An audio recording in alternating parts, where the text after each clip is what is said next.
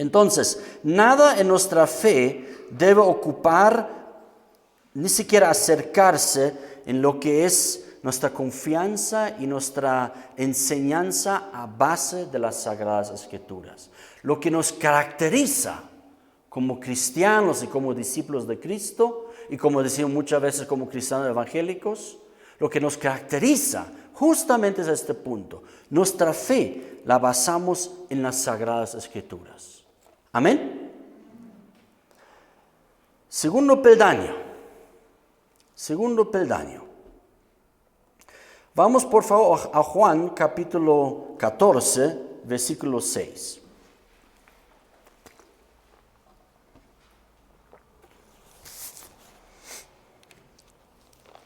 Juan 14, versículo 6. Si quieren me lo va a enrectar un poco. Es un pasaje bastante conocido, son palabras de Jesús bastante conocidas.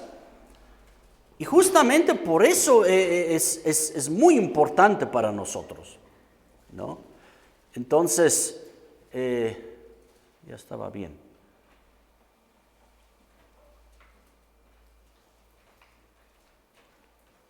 Ya déjalo ahí. Listo.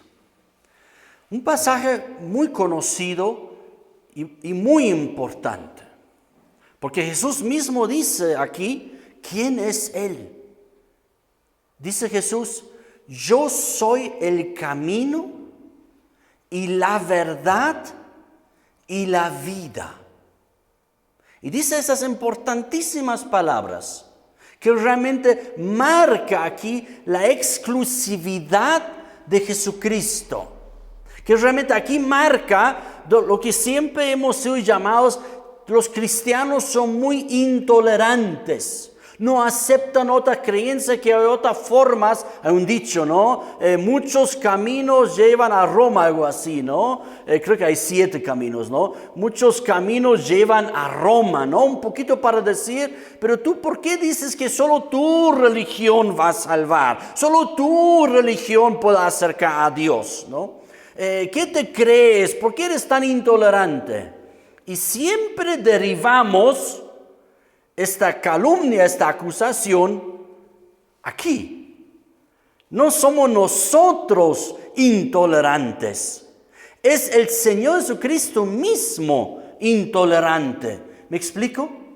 Es el Señor Jesucristo que ha establecido contundentemente esta exclusividad, que solo a través de Él, solo siguiéndolo a Él, solo conociéndolo a Él, solo creyéndole a Él y solo obedeciéndole a Él, a Jesucristo, solo Él, una persona puede ser reconciliada con Dios, puede volver a Dios.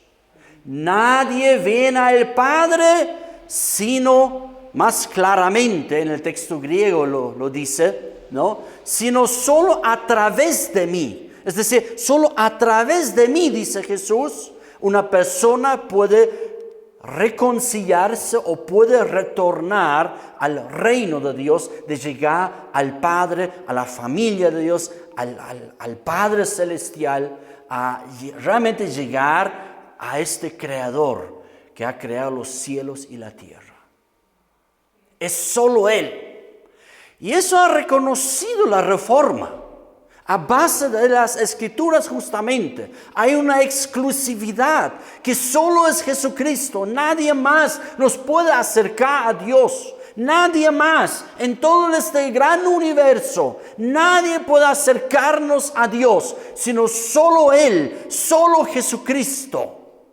Y de ahí viene esta segunda parte del esqueleto. A veces otros ponen otros órdenes. Mi orden lo he puesto así: primero las Escrituras, luego el segundo esqueleto, el segundo peldaño es solus Christus en latín. Solamente Jesucristo, solamente Jesucristo. ¿Por qué? ¿Por qué este énfasis?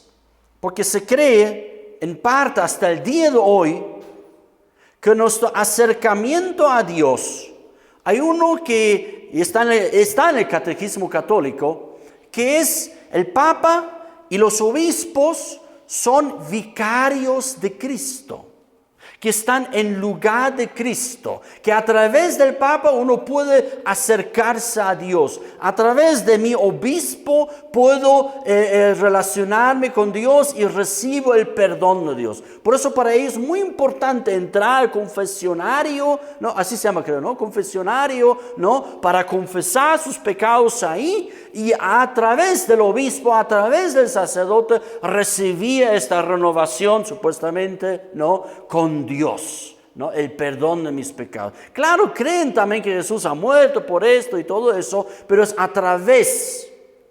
través del ministro católico que uno recibe esto. Entonces, nosotros hemos reconocido, no necesito ningún papa, no necesito ningún obispo, no necesito ningún sacerdote. Y ahora va por los evangélicos también. No necesito ningún pastor, ningún profeta, ningún apóstol, ningún maestro, ningún nadie. Solo a través de Jesucristo uno puede reconciliarse con Dios. La religión cree en la sucesión apostólica, que ellos lo han heredado. Este ministerio que ellos a través de la sucesión apostólica que los apóstoles han recibido de Jesucristo, el apóstol Pedro ha recibido de Jesucristo este mandato de ser vicario y ahora hay una sucesión por un lado papal y una sucesión también apostólica que es a través de ellos. Y otro punto también realmente va en contra de esto. La intermediaria María. Discrepamos mucho. Si alguien se pone entre mí y Cristo, está cometiendo un pecado. Yo no puedo acercarme a Dios a través de otras figuras, a través de hombres, meros hombres que igual que yo. ¿Qué es la diferencia entre lo que es un papa, lo que es un sacerdote, un obispo, un pastor, con nosotros, contigo y conmigo? ¿Cuál es la diferencia? Todos somos de hueso y de carne, así se dice, ¿no? Hueso y carne, ¿no? Todos somos de hueso y carne. Y la palabra es más contundente, y todos somos pecadores. ¿Qué otro pecador me va a acercar a Dios? ¿Va a efectuar mi salvación? Y realmente es una realidad. María, la madre de Jesús, tiene un lugar en la fe católica que es la cosalvadora, que ella efectuó también como ella dio a luz a Jesús, ella lo trajo a este mundo y ella ha estado sufriendo ahí donde está la cruz juntamente con su Hijo Jesucristo, ¿no? Entonces ella, y como ha sido ascendida, etcétera, etcétera, y ella fue sin pecado. Entonces ya escuchamos, ¿no? Varias cosas, oye, pero no es tanto así. Sí, ella lo dio a luz. Sí, ella estaba ahí sufriendo obviamente porque era su hijo, pero que ella es cosalvadora, que ella no tiene pecado, porque es la creencia, a veces no lo tomamos muy en cuenta, ¿no? Pero es la creencia. La Inmaculada Concepción no se refiere a Jesucristo, se refiere a María. Estudienlo, véanlo. La Inmaculada Concepción hace referencia a María, de que ella ha nacido sin pecado. Ella ha sido concebida de sus padres sin el pecado. Por tanto, ella podía dar a luz al Salvador del mundo. Pero eso es absurdo, eso no enseña la palabra de Dios. ¿Qué enseña la palabra de Dios? Vayamos por favor a Romanos capítulo 9, digo 3, verso 9.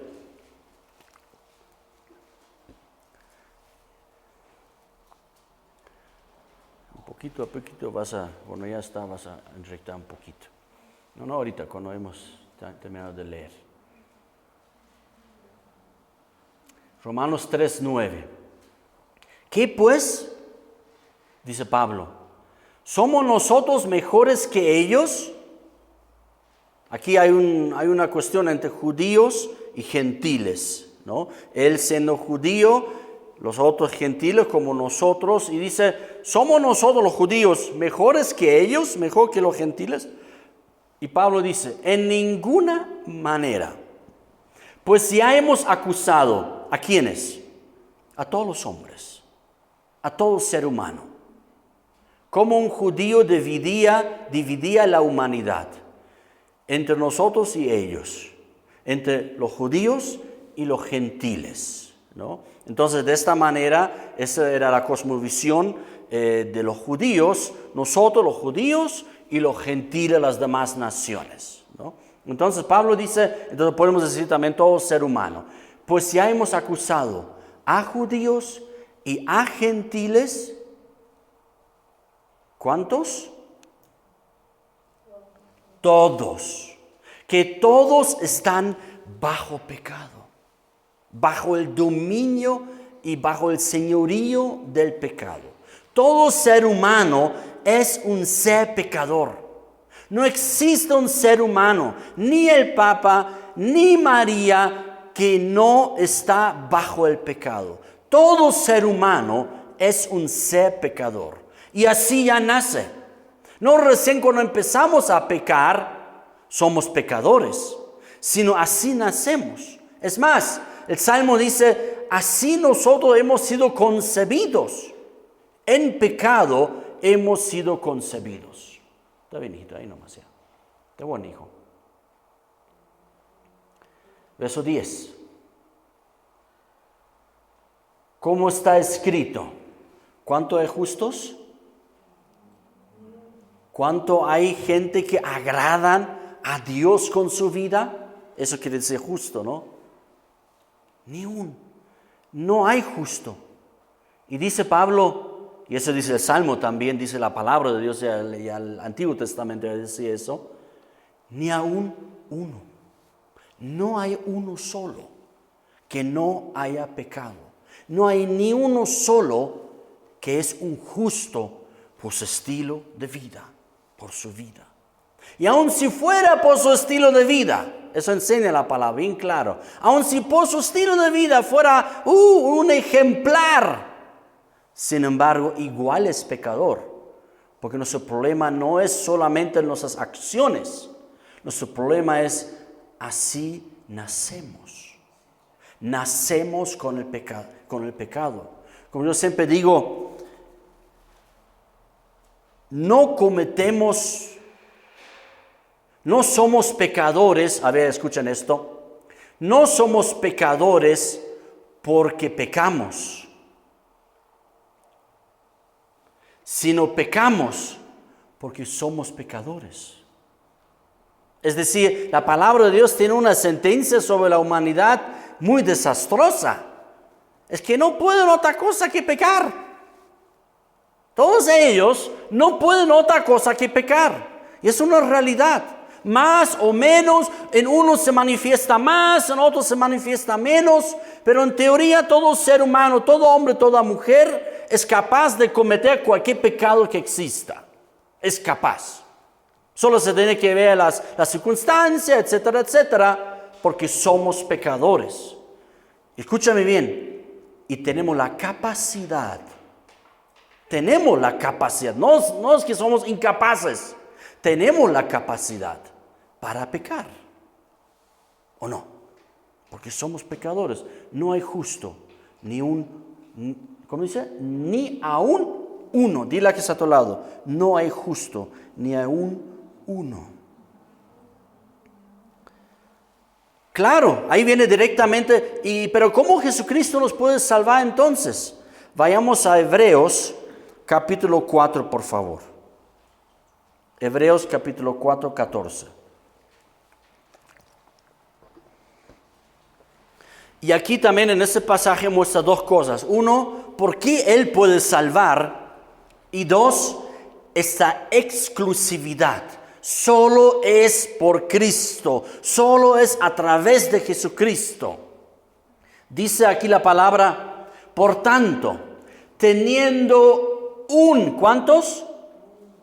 El pueblo judío tenía muchos sumos sacerdotes. Cada año un nuevo sumo sacerdote. En los evangelios a veces nos confundimos incluso.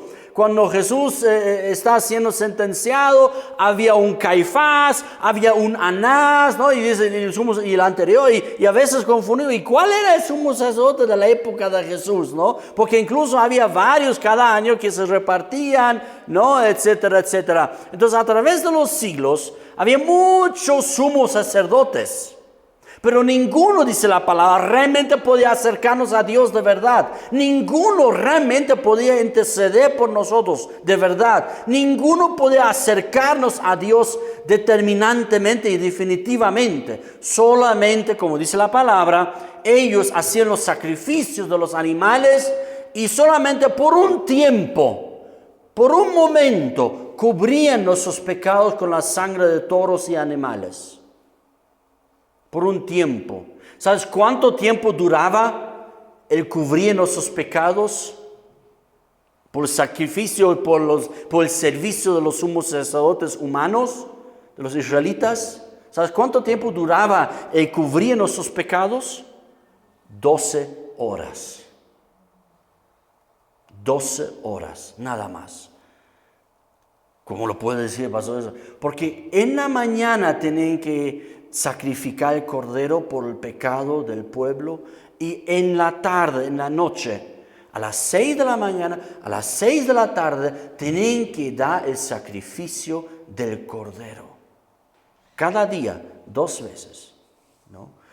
Entonces, cuando dice aquí, por tanto, teniendo, ya lo tenemos, un gran sumo sacerdote, no solamente sino un pontífice sacerdote, un gran sumo sacerdote. El único que realmente está en la punta, que realmente es el grande, solo es Jesucristo. Nunca se decía eso de los sumos. Sumo ya es suficiente, pero aquí dice la palabra un gran, no un cualquier sumo sacerdote, como ya existían tantos, sino un gran sumo sacerdote.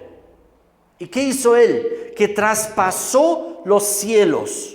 Aquí hay una ilustración, ¿no? Porque ¿qué hacía el sumo sacerdote? Una vez al año, mira, solamente una vez al año podía entrar el sumo sacerdote detrás del velo, ¿no? Como esto, digamos, ¿no? Detrás del velo para interceder por el pueblo. Una vez al año. ¿Y qué hizo Jesucristo? El gran sumo sacerdote traspasó los cielos. Él entró a la mismísima presencia de Dios. Jesús, el Hijo de Dios. Y dice, por tanto, retengamos nuestra profesión. ¿Cuál es nuestra profesión? Que solo Jesucristo.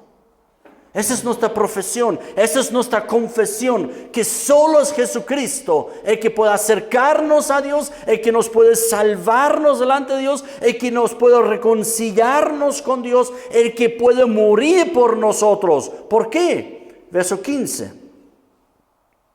¿Podía morir otra persona por nosotros? Podría hacerlo, pero no te salvaría delante de Dios.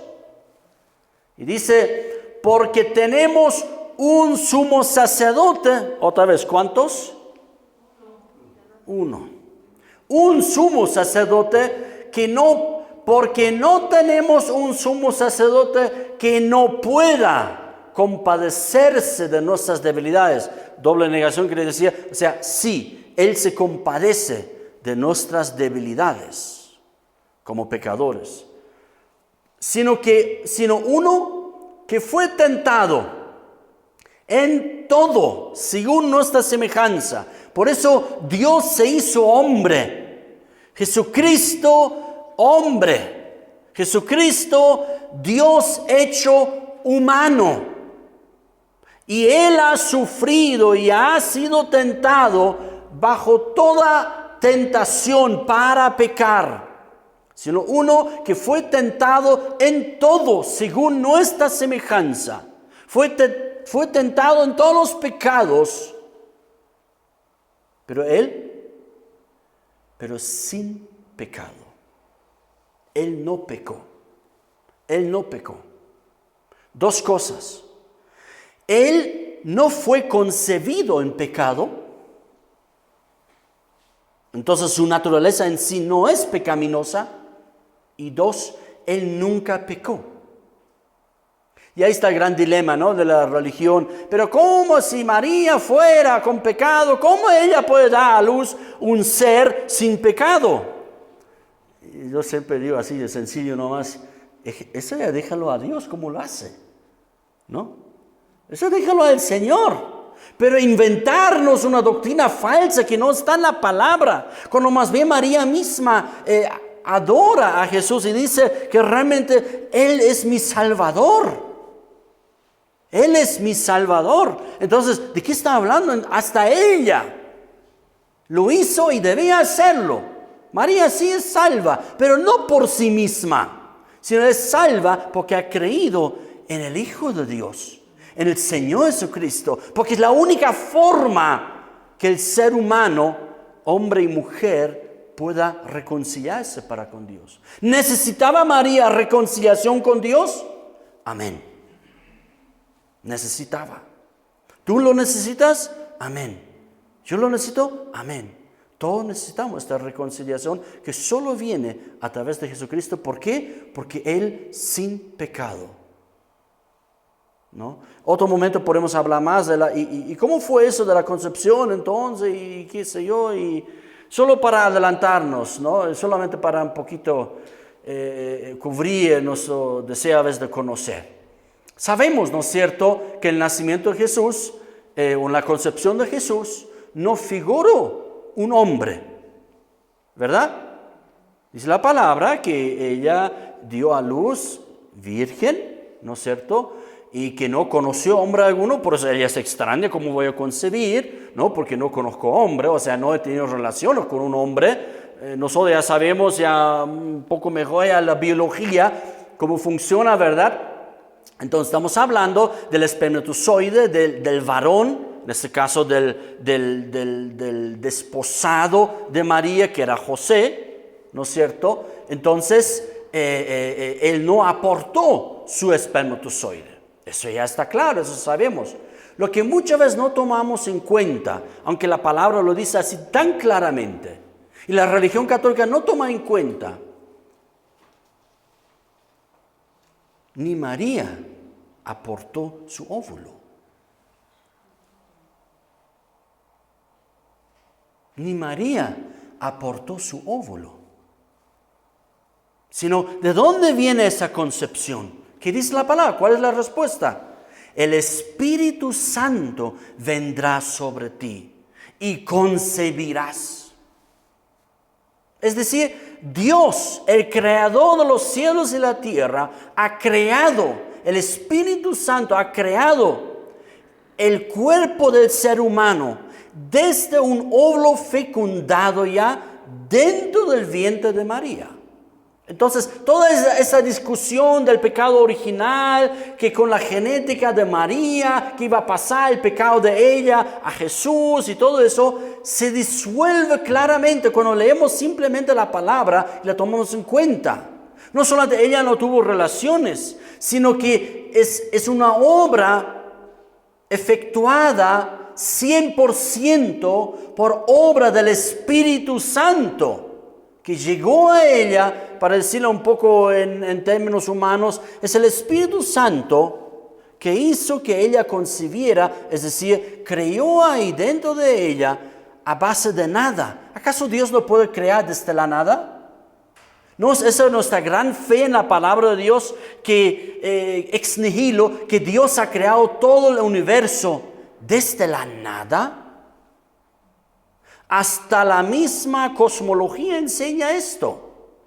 Porque si tú preguntas a no un astrólogo, ¿no?, a un astrónomo, ¿no?, a un cosmólogo, si tú preguntas, ¿y qué había antes del Big Bang? Pues nada. Tal cual enseña la Biblia. Desde la nada, solo desde la misma palabra de Dios, Dios ha creado todo. ¿Será cosa difícil crear el cuerpo de Jesús ahí de una manera sin pecado en el vientre de María? ¿Será cosa difícil para Dios? Por supuesto que no. Y esa es la respuesta, queridos. ¿Por qué Jesús pudo estar sin pecado, sin concepción pecaminosa? Porque Dios lo ha hecho así. Porque el Espíritu Santo vino sobre ella. Porque si hablamos de la Inmaculada Concepción de María, otra vez surge el mismo problema. Y ella, ¿cómo pudo ser concebida sin pecado? Porque podemos ir hasta Adán, ¿sí o no? O sea, nunca se resuelve realmente. Solamente decía, María ha sido concebida inmaculada sin el pecado. ¿Y cómo? No, de una manera maravillosa del Espíritu Santo. ¿Y por qué das vueltas?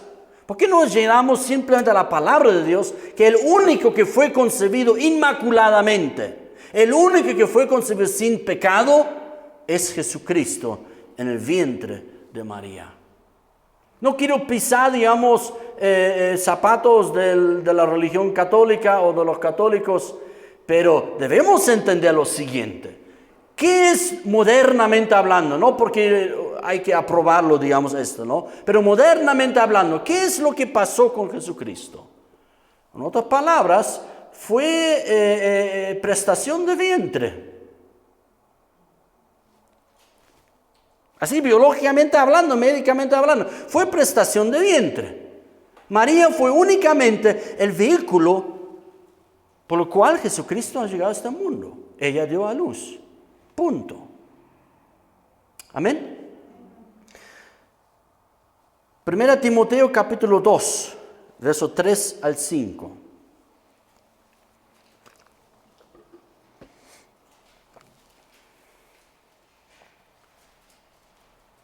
Dice el apóstol Pablo, porque esto es bueno y agradable delante de Dios. ¿Y quién es Dios? Nuestro Salvador. Dios es nuestro Salvador. Esto es bueno y agradable delante de Dios, nuestro Salvador. ¿Y qué cosa es bueno y agradable? A ver, verso 4. El cual quiere, Dios, nuestro Dios, tiene una voluntad, un deseo. Dile a que está a tu lado, Dios tiene un deseo, una voluntad. Dios quiere algo. ¿Y qué quiere Él? Que todos los hombres sean salvos. ¿Habla de la salvación aquí o no? ¿Habla de la reconciliación en ese sentido? Porque ¿cómo somos salvos? A través de la reconciliación que se efectúa en Cristo. El cual quiere que todos los hombres sean salvos. Pero no solo eso quiere Dios, que todos los hombres sean salvos, sino que vengan al conocimiento de la verdad. Que tú y yo podemos ser salvos, podemos ser reconciliados con Dios, que es únicamente a través de Jesucristo. Ahorita vamos a verlo. Pero Dios no solamente quiere tu salvación. Dios quiere que tú y yo podamos conocer la verdad. Muchos cristianos hoy día se conforman con la salvación.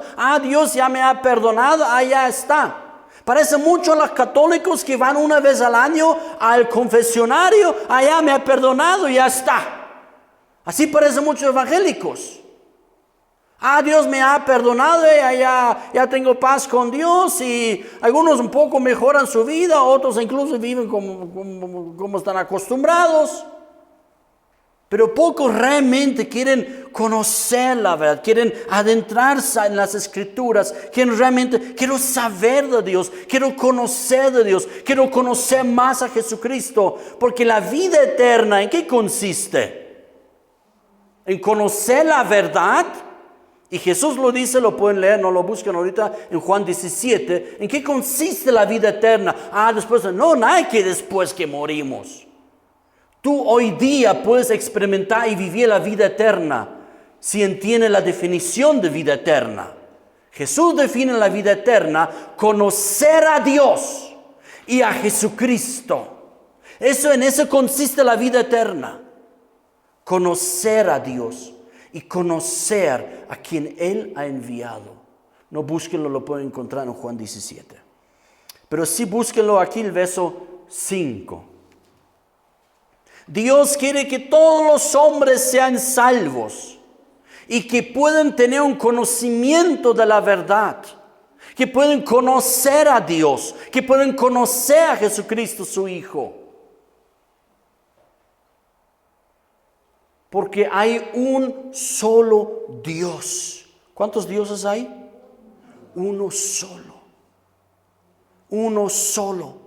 Si hay una enseñanza contundente en las Escrituras acerca de Dios, tanto en el Antiguo y en el Nuevo Testamento, un solo Dios.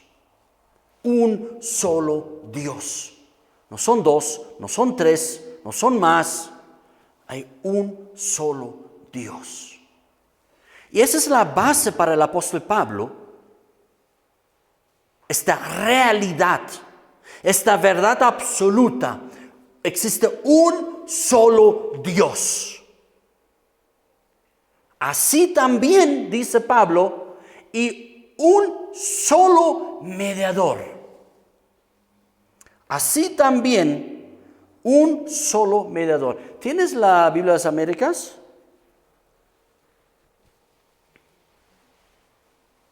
Ahí está, es lo correcto.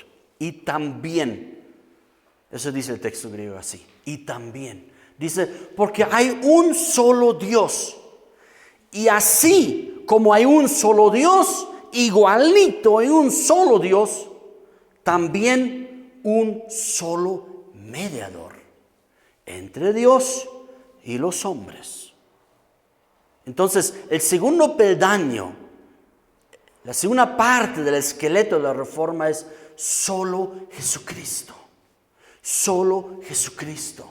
¿Por qué? Porque la palabra es muy contundente en esto. No es un invento de la reforma, sino es un reconocer lo que la palabra de Dios enseña y es un desconocer lo que los hombres han hecho con la religión. Es un desconocer. No reconocemos lo que los hombres han hecho con la religión. Y crean, tanto católico y evangélico, ahí también ellos, hay algunos grupos tampoco se salvan de esto, ¿no? Entonces, hay un solo Dios y también un solo mediador entre Dios y los hombres. ¿Cómo se llama Él?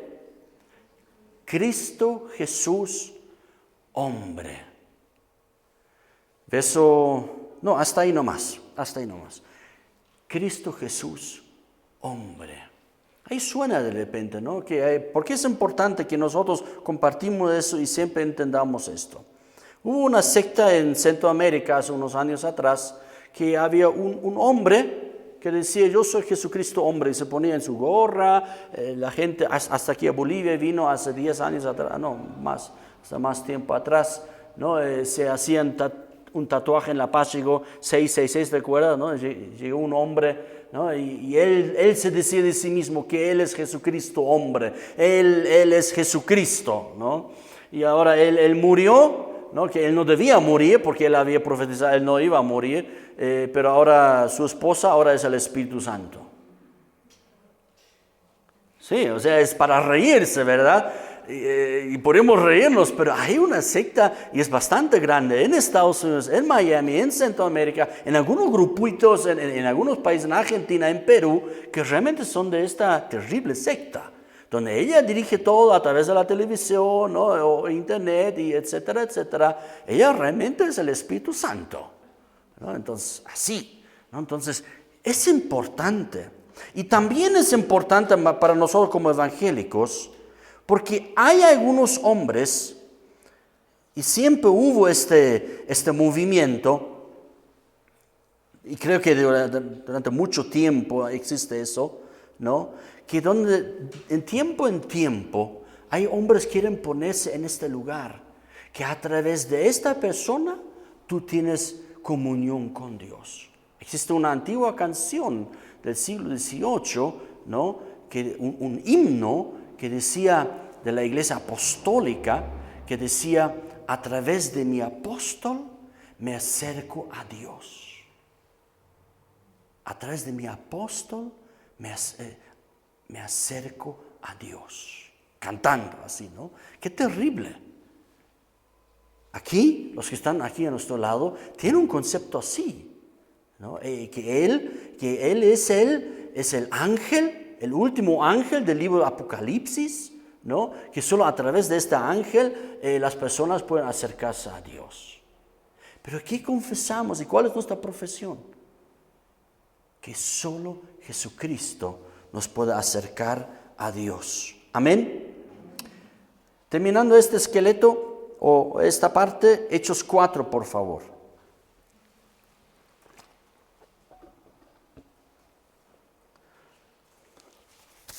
Creo que así lo vamos a hacer. Hechos 4, verso 11 y 12. Verso 11. ¿Cómo era la predicación de los apóstoles? ¿Cómo testifica las Sagradas Escrituras en la cual nos basamos? Por eso es muy importante. Solo la Escritura es el primer peldaño, es muy importante, porque de ahí surge la verdad. ¿Qué dice el Salmo? Toda tu palabra es la verdad. ¿Qué dice Pablo? Dice, toda Sagrada Escritura es inspirada por Dios. Ninguna tradición, ninguna palabra humana puede llegar a ese nivel de que nosotros confiamos en ella, en esas palabras 100% y alineamos nuestras vidas con palabras de hombres o de mujeres. Se llaman profetas, apóstoles, apostolitas, lo que quieran llamarlo.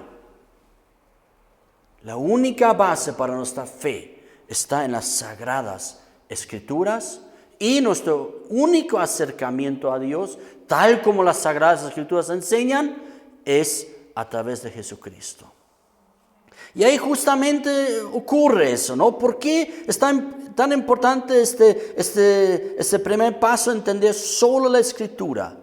Porque en algunos movimientos apostólicos en el día de hoy, están comenzando tímidamente todavía, pero como si uno observa cómo se desarrollan sectas y movimientos sectarios, no arrancan de una vez así, digamos, aquí somos nosotros y listo. Siempre es un movimiento lento de alejarse de las verdades escriturales de la palabra de Dios fundamentales. Solo la Escritura. Hay unos movimientos apostólicos que hoy día ponen por lo menos a la par algunas palabras proféticas y algunas enseñanzas de los apóstoles, los modernos apóstoles hoy día, lo ponen al mismo nivel de las Sagradas Escrituras. Como diciendo que ahí no solamente Dios ha hablado en el pasado referente a la Biblia, sino hoy día Dios habla también, y eso también debemos creer. ¿Sabe cuál es mi respuesta a esto? Debemos creer. En primer lugar, no debo creer nada, fuera de quien sea. En lo que yo creo es en las Sagradas Escrituras, en la palabra de Dios, escrita, inspirado por Dios. En eso creo, en eso pongo mi fe y ahí aprendo. Si un apóstol, un pastor, un profeta o quien sea que quiera ser sacerdote, lo que quieras, diga algo, en primer lugar no debo nada. No debo nada. Debo más bien revisar y analizar y observar si está de acuerdo con las Escrituras. Y si es así, puede ser, bueno, sí, creo lo que tú dices, pero no por ti, sino por la palabra de Dios. Pero si de repente dice absurdeces, dice cosas tontas, discúlpeme que lo diga así, pero es la realidad. Puedo decir también, discúlpame, pero no veo en las Sagradas Escrituras, no debo creerte nada. No, pero ¿cómo vas a hablar en contra? No me interesa. Mi único deber es creer a lo que Dios ha enseñado claramente en su sagrada palabra de Dios. Amén. Amén. Son palabras que estoy diciendo hoy día, incluso para los evangélicos, muy importantes. ¿Cuántas veces, la otra vez hemos hablado de eso también, no?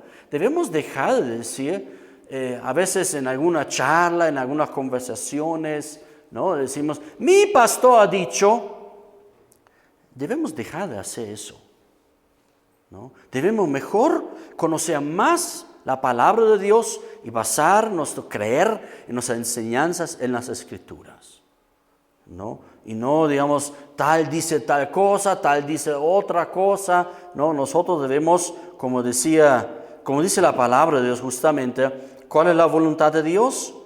Que todos los hombres sean salvos y que conozcan la verdad. Lucas escribió a su amigo Teófilo, el capítulo 1 lo puedes encontrar. Él escribió ese texto del Evangelio de San Lucas, y escribo esto para que conozcas perfectamente, que conozcas la verdad muy bien. Vamos a Lucas capítulo 1. Lucas capítulo 1. Creo que está en el verso 3, si no me equivoco. Muéstrame esto. Verso 4 creo que está. Ahí está. ¿Por qué escribe Lucas su evangelio en principio a Teófilo y luego a través del Espíritu Santo, inspirado por el Espíritu Santo, a todos nosotros? ¿Para qué está esta escritura? Y al final ese es el propósito de toda la escritura, de la palabra de Dios, del Antiguo y Nuevo Testamento. Para que sepas la verdad precisa. Mira la palabra que utiliza aquí Lucas. Para que sepas la verdad precisa. No solamente un poquito atientas, no un poquito conozco, sino quiero que sepas muy bien la verdad. Por eso te escribo, por eso está la escritura, para que tú y yo podamos conocer muy bien la verdad acerca de las cosas que te han sido enseñadas, ¿no? Siempre hemos ya escuchado muchas cosas acerca del Evangelio, de Jesucristo, de Dios y todo, pero para conocer bien la verdad están las Sagradas Escrituras. Amén. Tercer peldaño, y vamos a hacerlo así. Hechos capítulo 15.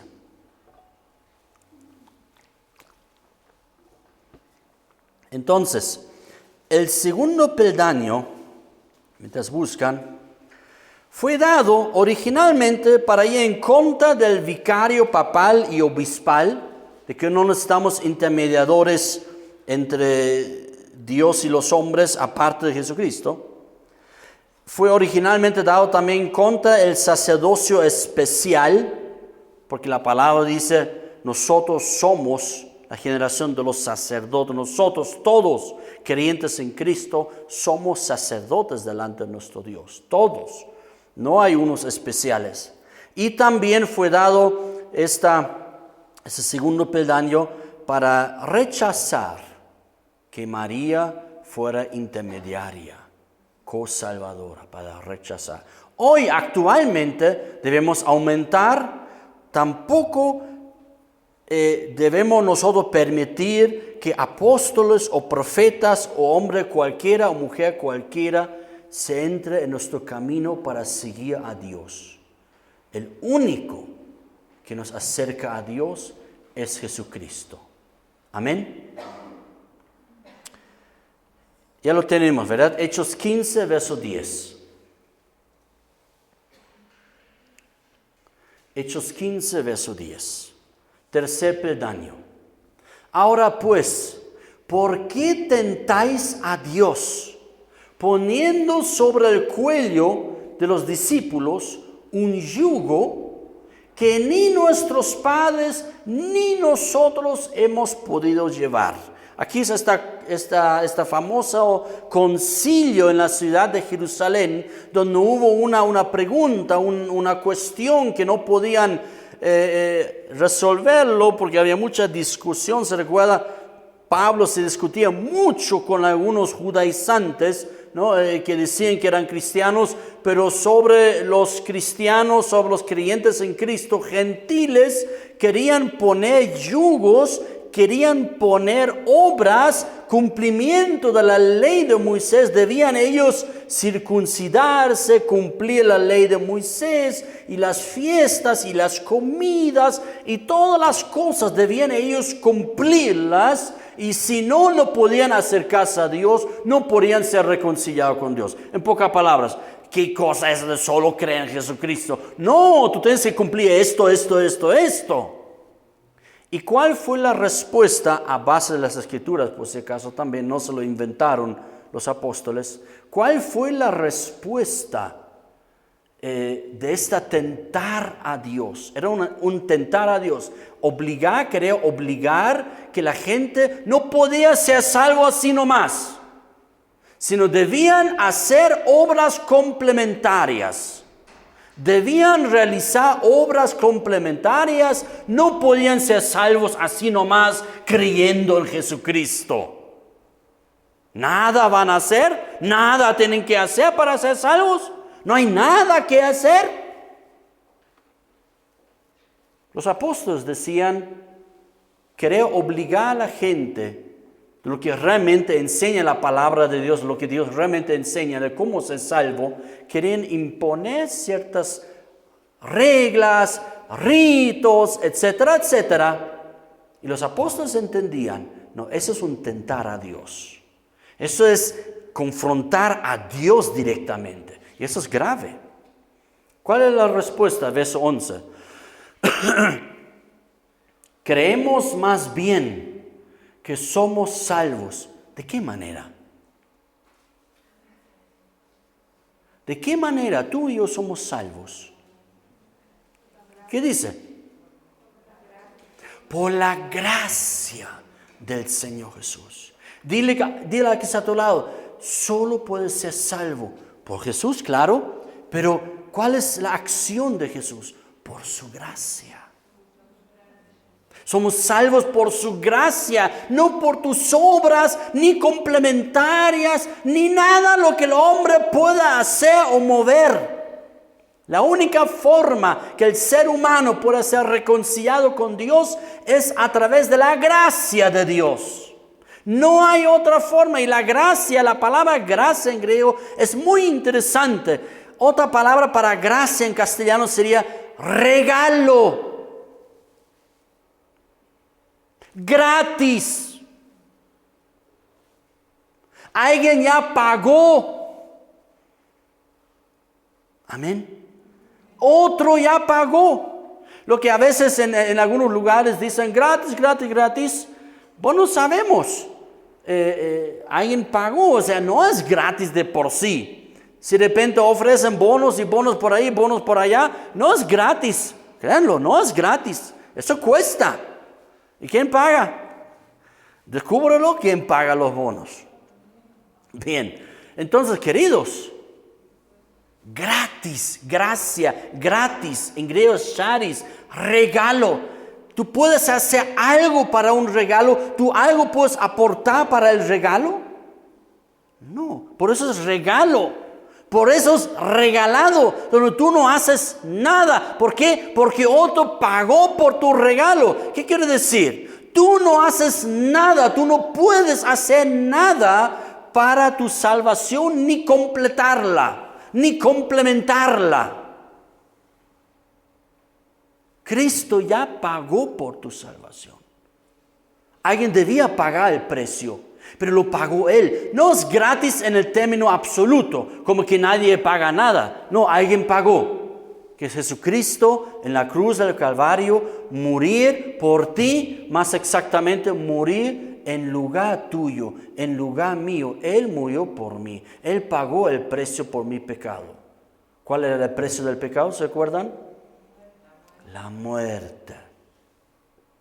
La muerte es el precio del pecado.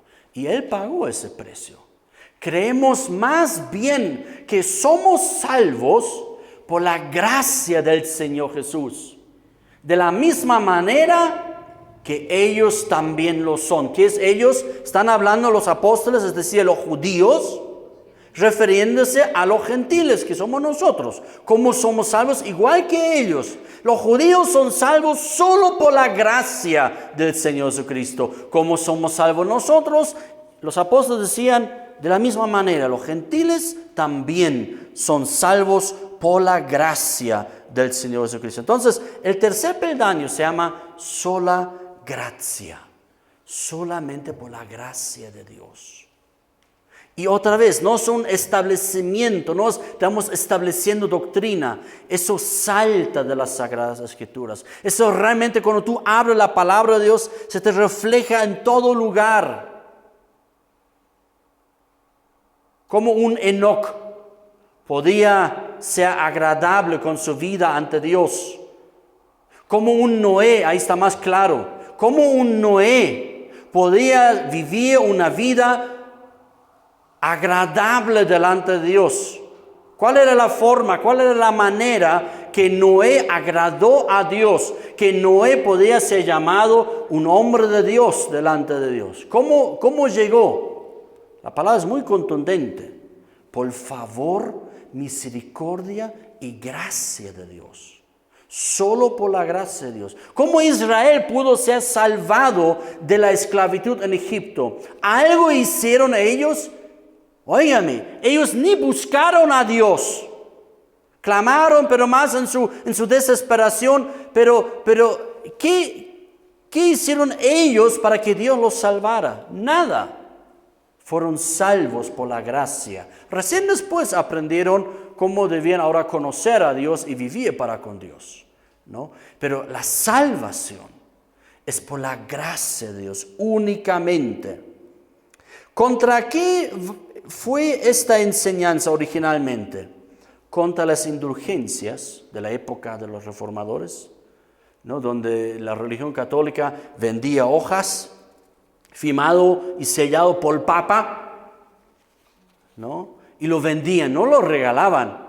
No, aquí te doy perdón de pecados, aquí te doy perdón de pecados, como simbólicamente, digamos, ¿no? Si fuera eso, bueno, ya para un símbolo, digamos, a veces hay uno símbolo. No, pagando, tenés que pagar. Bien, tenés que pagar por el perdón de tus pecados, imagínate. Entonces, esta observación no solo es por gracia, no es por ninguna obra. Es directamente en contra de las indulgencias.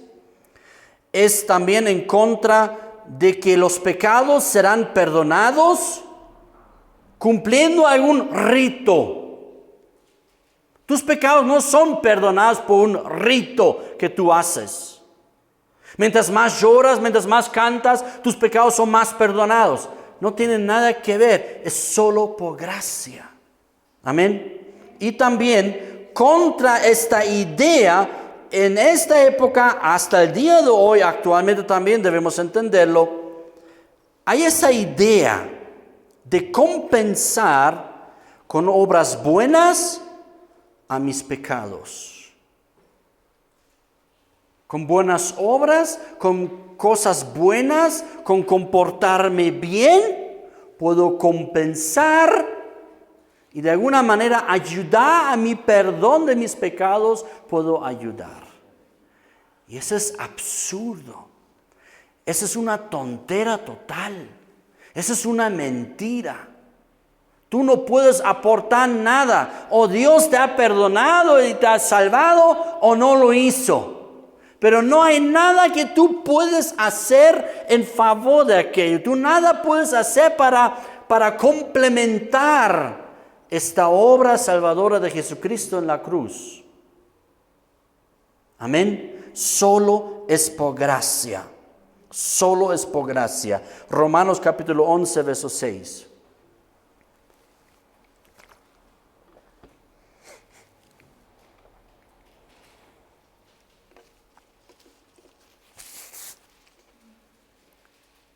Y dice Pablo, pero si es por gracia, es una enseñanza muy contundente en las Sagradas Escrituras. Con más lucidez en el Nuevo Testamento, pero bastante firme también en el Antiguo Testamento. No es un invento del Nuevo Testamento, está ya en el Antiguo Testamento.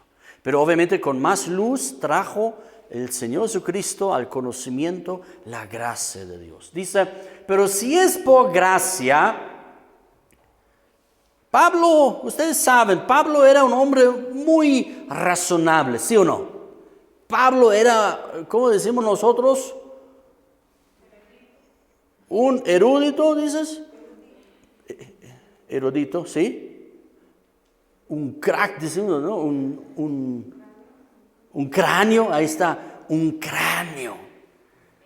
Todo él, muchas veces él analizaba muchas cosas. Si los cristianos, si alguna persona decía algo raro en contra de la doctrina de Cristo, él, a ver, ven, oye, razonaremos un ratito. Pum, pum, pum, pum, así. Ah, sí, tienes razón, Pablo. Aquí también Pablo razona y tiene razón. ¿Qué dice Pablo? Pues, si es por gracia, ya no es a base de obras. Punto. O es por obras o es por gracia. Porque los dos se contradicen. Si es por gracia, es un regalo total, ya no es por obras.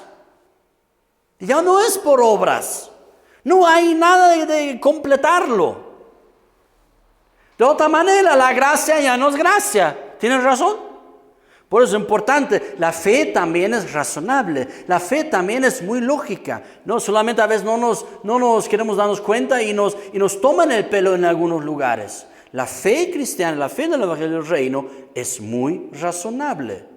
Los apóstoles siempre razonaban muchísimo. Jesús lo hacía, Dios lo hace, ¿no? Entonces, de otra manera, la gracia ya no sería gracia. Si no es de regalo, entonces no, o sea, si no fuera por regalo, entonces ya no es regalo, ¿no? Y si por obras, y si es por obras, pues ya no es gracia.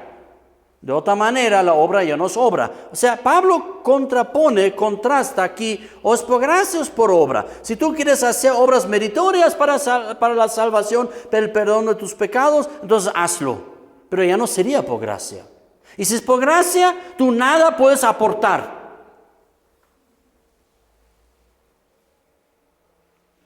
Tú no puedes aportar nada a tu salvación.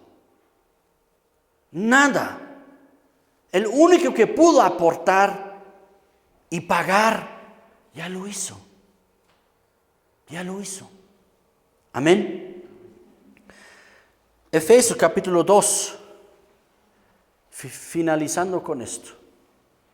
Efesios capítulo 2, verso 4.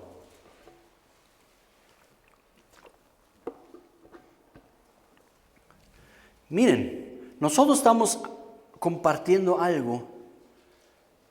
Para nosotros no estoy oído, sí, has escuchado en la radio, sí, el libro, así, ¿verdad? Pero a veces nos olvidamos un poco, ¿no? Y seguimos pensando otras cosas. Esto hace 500 años atrás no era para nada claro. Pero para nada. Todo el mundo compraba indulgencias. Todo el mundo pensaba, hasta muchos hoy día también, hay que hacer cosas buenas para que Dios sea favorable conmigo. Hasta el día de hoy. Pregunta a algunos familiares, amistades, ¿no? ¿Tú piensas que cuando tú mueres, vas a estar con Dios? ¿Qué te va a decir? Seguramente que sí. ¿Sí o no? Te va a decir sí. Y luego pregúntale, ¿y por qué crees esto? Porque no soy tan mala persona. No soy perfecto, pero hay algunas cosas hecho buenas también. Entonces, ¿qué filosofía está en su vida? Mis obras buenas compensan mis cosas malas. Eso está muy arraigado en nuestra mente, en nuestro corazón, muy fuerte. Pero ¿qué dice la palabra? O es por gracia o es por obras. Si es por obras, entonces esfuérzate mucho, a ver si lo logras. Y te advierto, no lo lograrás nunca. Tú no puedes cubrir tu pecado, ningún pecado, con ninguna obra ni con millones de obras. Los pecados tuyos, mis pecados, no los puedo reparar. Solo Jesucristo me los puede borrar. En el Antiguo Testamento los sumos sacerdotes lo cubrían con la sangre de animales. Hoy día el Señor Jesucristo lo borra realmente nuestros pecados. Amén. Pero es por gracia. Y dice, ¿por qué es por gracia? Dice, pero Dios, ¿qué es qué? rico en misericordia. Dile a que está a tu lado, Él es rico en misericordia, no es tacaño en misericordia, no es un poquito tengo nomás. Tengo que guardar misericordia porque si lo doy así, no, entonces tengo que guardarlo, no puedo darlo a todos la misericordia. Él es rico en misericordia, Él es ricochón de misericordia. ¿Por qué? Por causa del gran amor que nos amó. Por causa del gran amor con que nos amó. No nos ama poquito, Él nos ama hartísimo, muchísimo. Tiene un gran amor para con nosotros y tiene riquezas de misericordia para nosotros. Verso 5. Aun cuando estábamos muertos en nuestros delitos, aun cuando nosotros, cuando tú y yo ni buscaban, ni pensaban, ni nada, nos dio vida. Nos dio vida juntamente con Cristo.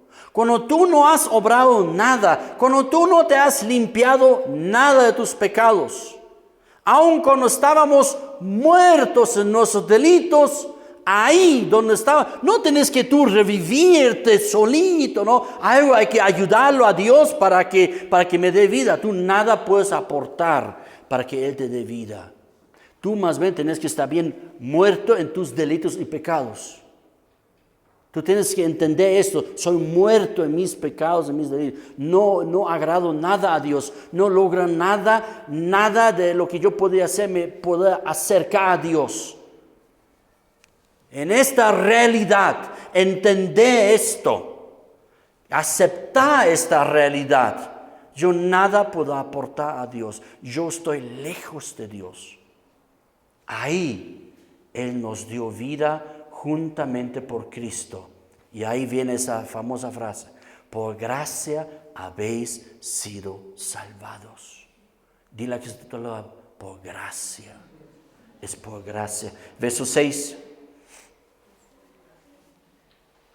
Y con Él nos resucitó y con Él nos sentó en los lugares celestiales en Cristo Jesús. O sea, nos dio nuestro lugar que Dios había pensado que nosotros debiéramos ocupar como seres humanos, como creados a imagen suya. Con Él nos resucitó con Cristo y con Cristo nos hizo sentar en los lugares celestiales en Cristo Jesús. Verso 7. Estás con la Biblia de las Américas todavía, ¿no? Para mostrar en los siglos venideros, ¿qué cosa? Las abundantes riquezas de su gracia. Dios nos ha aceptado en Cristo. Dios nos ha salvado en Cristo. Dios nos ha sentado en los lugares celestiales en Cristo. Dios nos ha aceptado en su reino. A través de su gracia y para manifestar y demostrar eternamente las abundantes riquezas de su gracia. Es interesante esta idea, siempre me ha llamado la atención esta idea. Todas las características de Dios, todo lo que lo que es la personalidad de Dios, lo que es Dios, todas sus características, su amor, ¿no? su poder, Él es todopoderoso. Dios podía mostrar a través de muchas formas, pero la única característica de Dios que Dios podía mostrar de lo que es Dios, su gran amor, es aceptar y dar Él mismo su vida por los pecadores que no lo merecían. Manifestar su gracia. La única manera de que su gracia podía darse a conocer al universo era aceptar y recibir al pecador sin obras meritorias, sin merecerlo. Solo así podría manifestarse la riqueza de su gracia.